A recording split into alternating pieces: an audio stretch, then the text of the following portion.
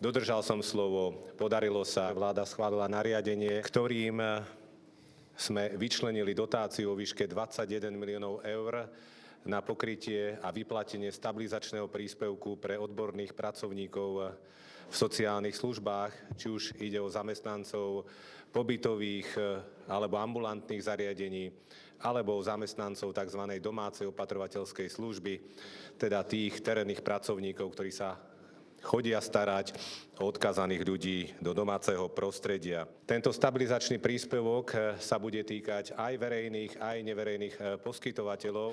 Viete dobre, že v štátnej a verejnej službe sa nebudú valorizovať platy a ja som hneď v zápäti, keď táto informácia prenikla na verejnosť, oznámil, že sa budem pokúšať o to, aby sme minimálne v oblastiach alebo v oblasti poskytovania sociálnych služieb poskytli tento stabilizačný príspevok pre rok 2026. Poskytneme tento stabilizačný príspevok, ktorý bude vyplatený jednorazovo ešte do konca roka. Ako som povedal, pokračujeme vo vyplácaní stabilizačného príspevku ešte jeden ďalší rok, pretože od 1.1.27 už bude platiť reforma financovania sociálnych služieb.